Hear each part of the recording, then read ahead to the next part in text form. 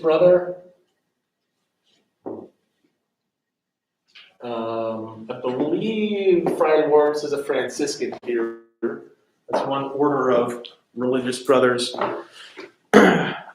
Other examples of religious orders that have friars besides Franciscans? Any others? Do you know any others? So monks and friars are technically different. Monks, often we say monk to indicate any kind of male religious, but monks technically are, they live in their monastery and they don't really leave there. They stay in the monastery, they don't go out in the world. Whereas friars, like Franciscans, they have a house that they live in community, but they also go out and they work, they teach, they preach in the world. Franciscans are one. The other big one are the Dominicans that have friars.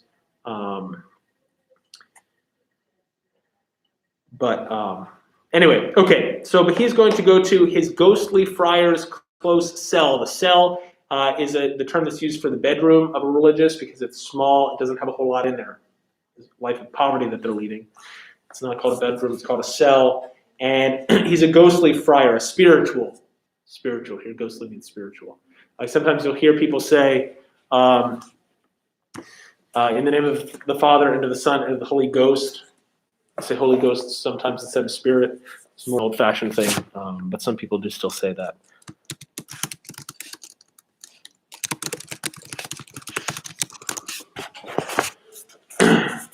Okay, and who's this ghostly friar he's going to go to?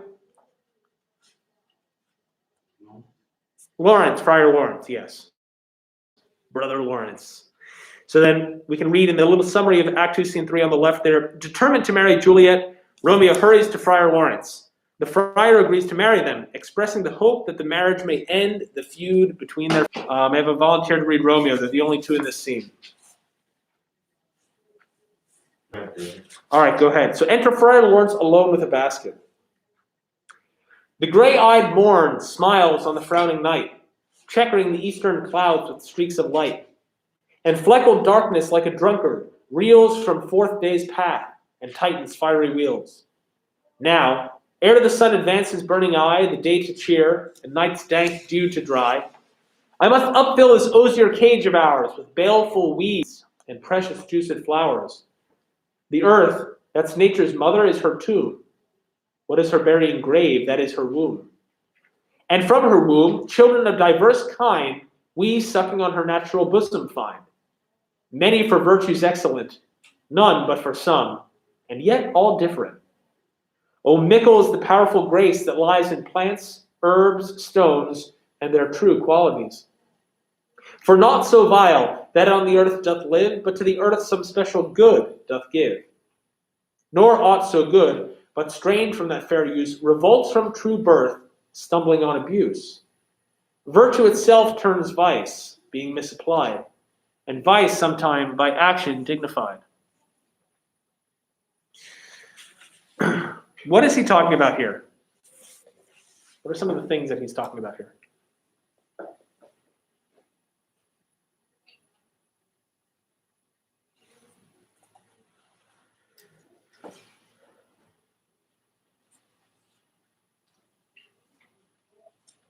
Think of anything from there?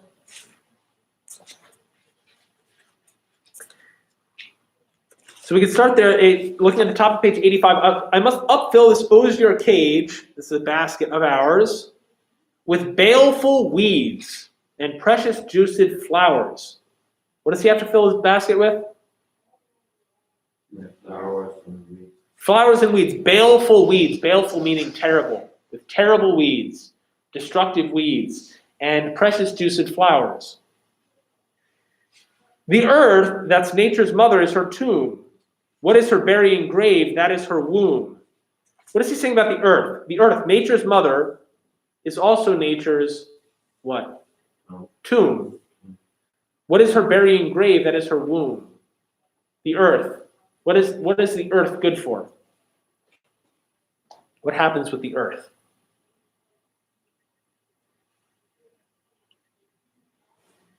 What does the earth do? What do we do with earth? Dirt.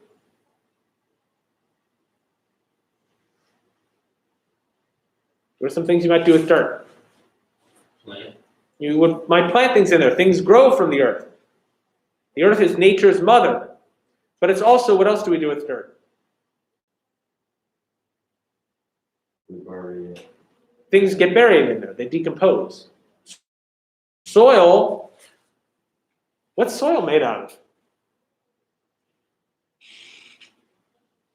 You go and you pull up a handful of dirt. What's in there?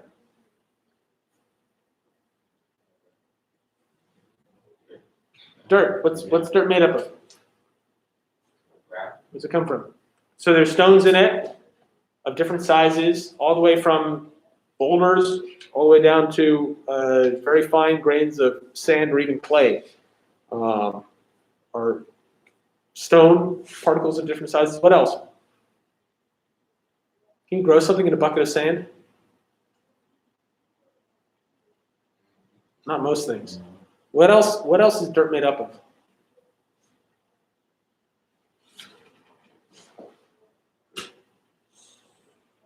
Well, it's water, but There's water. It has a moisture content, yes.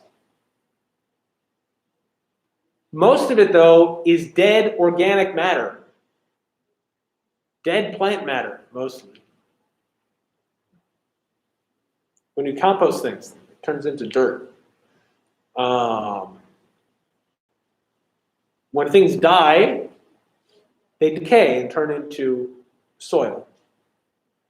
And so earth is nature's mother, but also nature's tomb. And what is her burying grave? That is her womb. The ground here is a grave for plants and things, but it's also the womb, because then things grow forth from it. You constantly have this relationship between things dying and other things springing forth, feeding on the things that were dead before. The tree falls down, the fungi and the moss and the lichens start to take over, and they break it down, and it rots and turns into soil, and worms grow in it, and then other plants eventually sprout out of there. All right.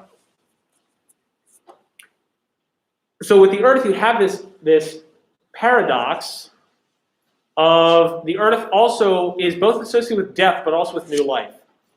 And then he continues, and from her womb, children of diverse kind, we, sucking on her natural bosom, find. We find children sucking on her bosom, children of diverse kind. What is he talking about here? Not literal children. What are these children that we find sucking on the natural bosom of the earth? Not animals here. Sucking on the bosom of the earth. Nursing from the earth. Different kinds of plants. Many, for many virtues excellent. None but for some, and yet all different. Many of these plants are excellent for many virtues, for many powers that they have. None but for some. No plant is useful for nothing, he says, and yet all different. O mickle, O great is the powerful grace that lies in plants, herbs, stones, and their true qualities. What does he say about plants, herbs, stones, and their true qualities?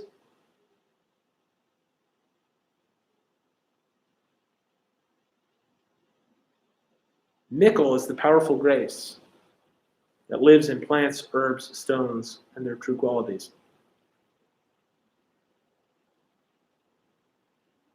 Look over there in the notes on the left.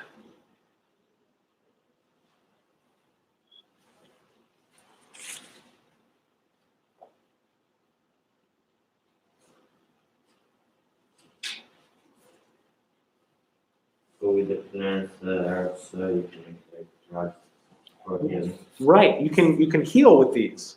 There's powerful grace that lies in these things and in their true qualities. For naught so vile that on the earth doth live. There's nothing so vile that lives on the earth.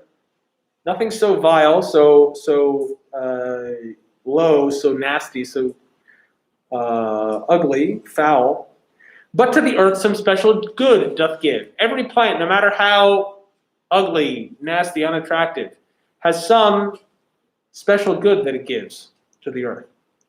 Nor, on the other hand, nor is there aught so good, nor is there anything so good, but strained from that fair use, revolts from true birth, stumbling on abuse. There's no plant so good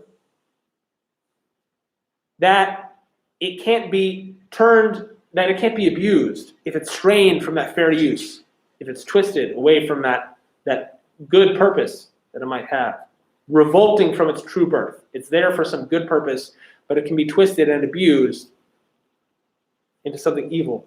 Virtue itself turns vice, being misapplied. If it's not used at the right time or in the right way, something that might otherwise be virtuous can become vice. And similarly, he says vice, sometimes by action dignified. Sometimes things that would otherwise not be the right thing to do, when we do them, but in particular circumstances, can be dignified. What theme of this play here is Shakespeare connecting this to? So Lawrence is thinking about these plants. You know, they have lots of different good things that they can do with them. Everyone's got at least some. Some are really great, but all of them can be misused in various ways. What might we say this is similar to?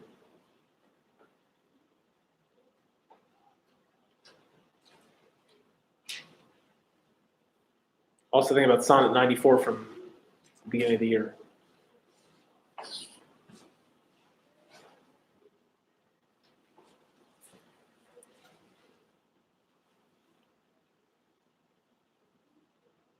Isn't the end of the book where, for a misunderstanding, they kill each other? Like, Juliet drinks this drugs and like fake her dad, and then Romeo kills himself because I think that she died. Right, so there's this element of poison later in the play, which gets introduced here.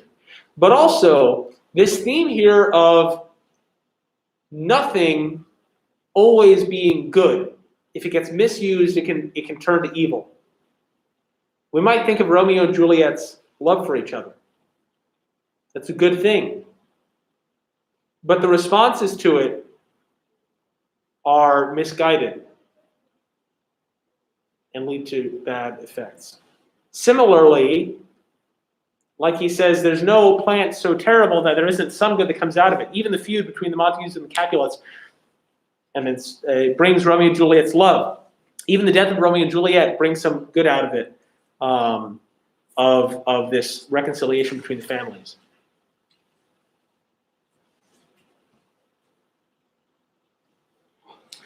Enter Romeo. Lawrence keeps talking to himself. Within the infant rind of this weak flower, poison hath residence and medicine power. For this, being smelt, with that part cheers each heart. Being tasted, stays all senses with the heart. 2, such opposed kings encamp them still in man as well as herbs, grace, and rude will. And where the worser is predominant, full soon the canker death eats up that plant. That this flower that he's looking at smells beautiful, but if you taste it, it's poisonous. Then Romeo enters, or Romeo speaks to him.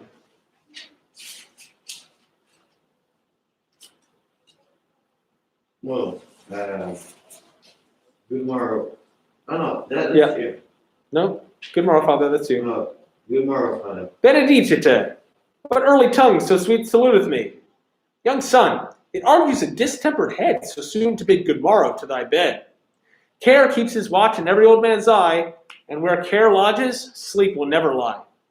But where unbruised youth with unstuffed brain doth couch his limbs, there golden sleep doth reign.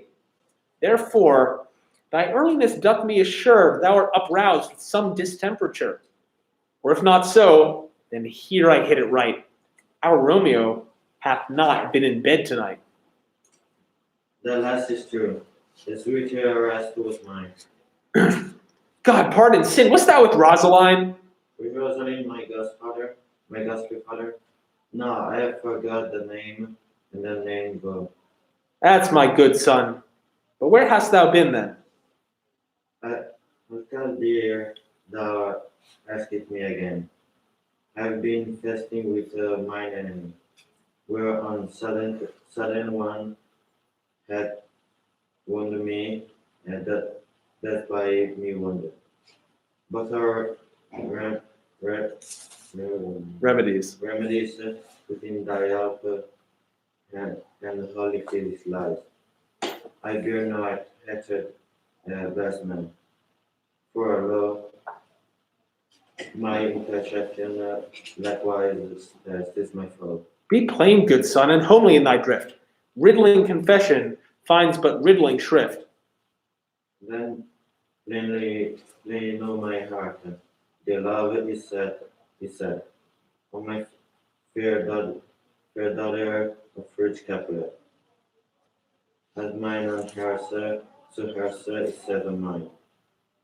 And all combined, save what thou must combine by Holy Mary. When and where and how, when and how. We met and womb and makes exchange of love. I tell thee as we pass, but this I pray that thou contest to marry us today. Yes. Lawrence is concerned.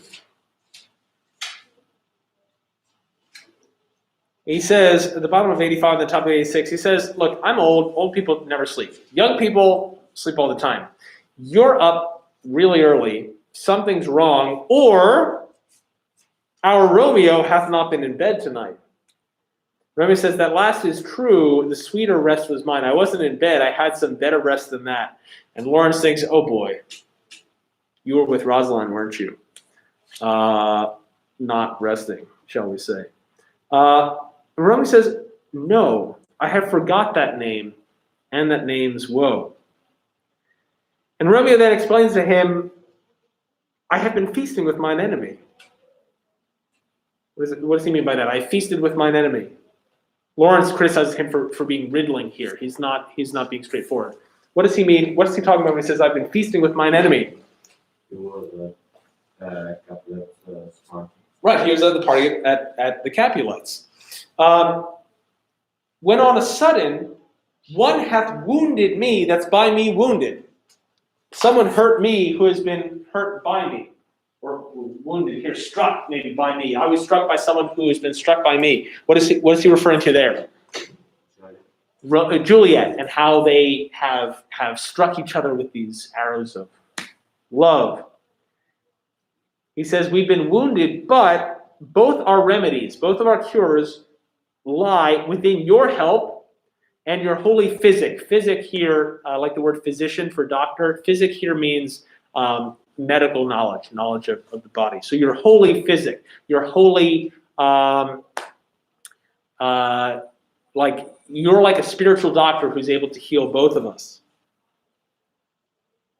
And then he clarifies that he's talking about Juliet. And what does he want Lawrence to do? He says, I'll tell you the details later, but what does he want him to do?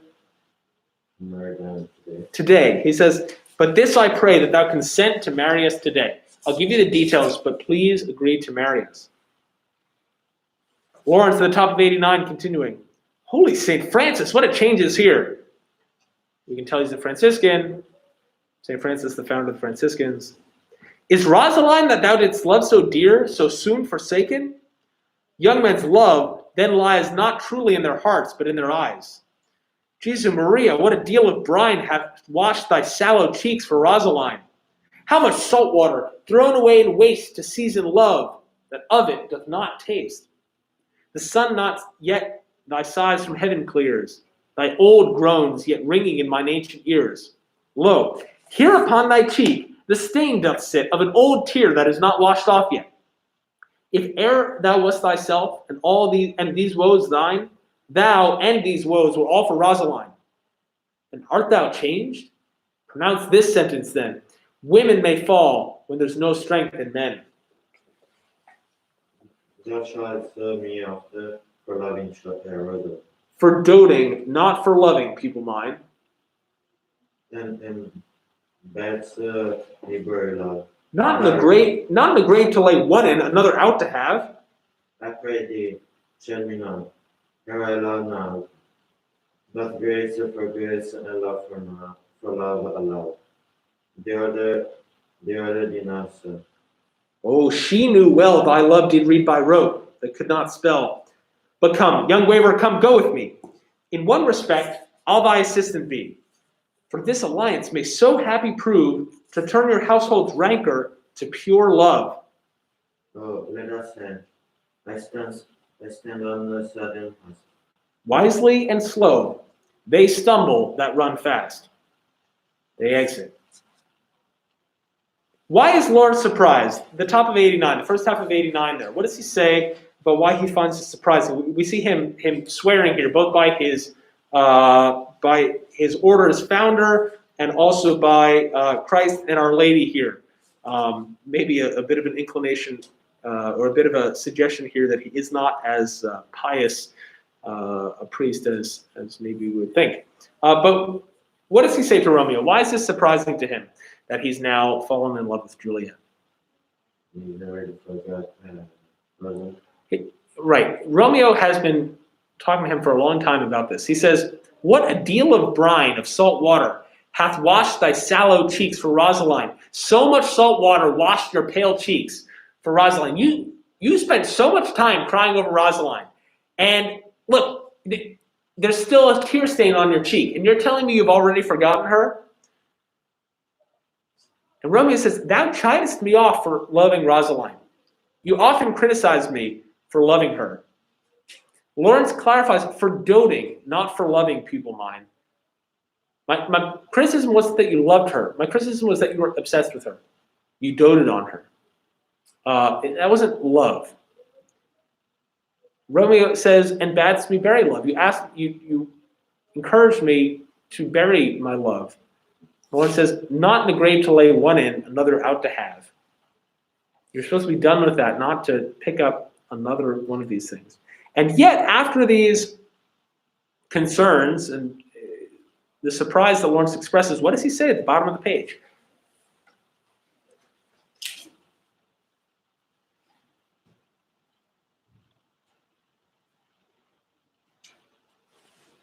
Lines 96 to 99.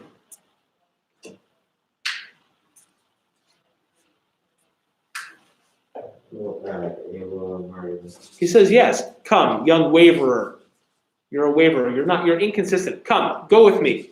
In one respect, I'll thy assistant be. I will help you out in one way." Why is he going to do that? Why is he going to do this? He calls Romeo a waverer, and yet he's going to help him and Juliet. Why?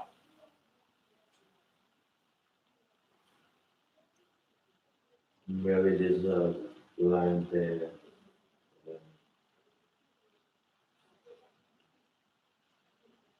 The rancor between the two families. Right. This might end the hatred, the rancor between the two families. It may so happy prove, it may turn out to be such a happy thing that it turns your household's rancor to pure love. So with that in mind, he forgets or he overlooks his concerns about Romeo's unstable personality. And then what does Lawrence? What is the last piece of last piece of advice that Friar Lawrence gives Romeo in this scene? What does he say in his very last line there?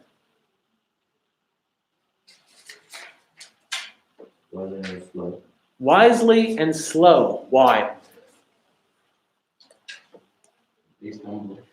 They stumble that run fast. You run quickly, you might trip. So slowly.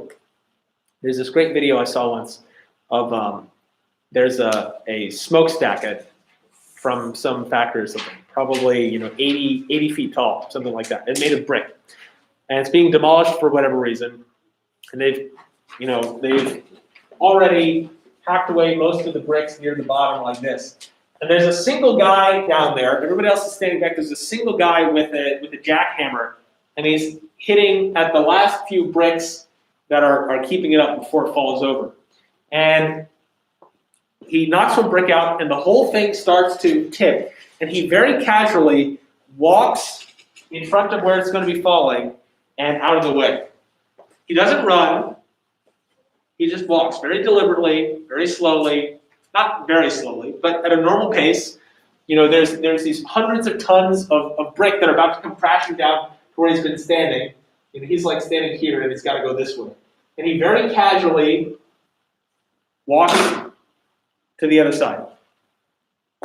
He doesn't run. He's not going to trip, but he's going to get out of the way. Wisely and slow, he stumbles. They stumble that run fast. Wow. Talk to me about this line here.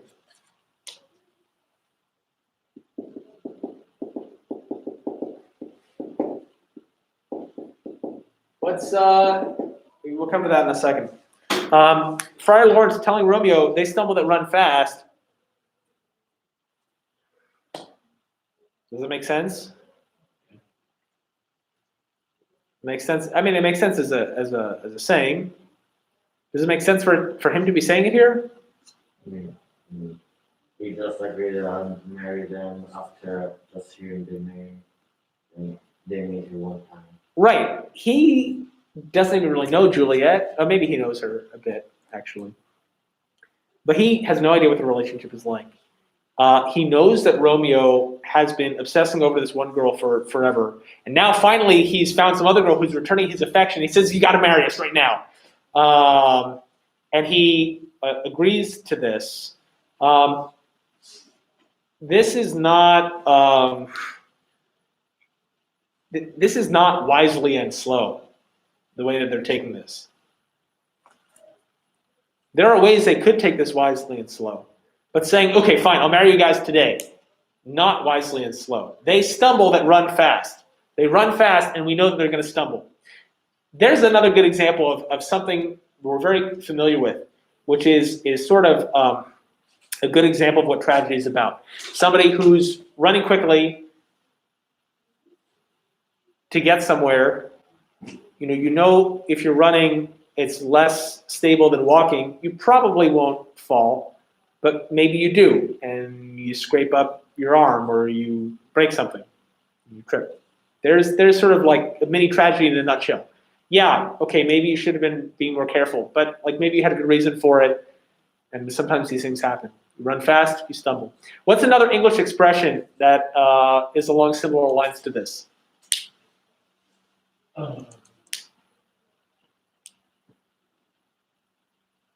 It's 3 words. Haste makes waste. You know that one? Haste makes waste. Haste, rushing, makes waste. Take your time to do things right. Haste makes waste. Latin expression, festina lente, hurry slowly, is the expression in Latin for this. You sometimes see this as a motto. Hurry slowly. Hurrying quickly, mistakes happen. You trip, literally or figuratively. Okay, we will pause there. We're not going to read any more of Act 2. The remainder of Act 2, we'll read the summaries tomorrow. But we've got these preparations here being made for Romeo and Juliet to get married. It ends with their wedding at the end of chapter 6. So the messenger goes to Romeo, who's hanging out with his friends. We'll take a look at this tomorrow. And then Juliet comes and meets him, and they get secretly married. That's the end of Act 2. So we saw them meet at the end of Act 1. At the end of Act 2, they get married. Things move very quickly here, both in terms of their relationship and also in terms of the play. Talk to you tomorrow. Don't forget about that writing assignment. I'll get the rubrics posted on Jupyter.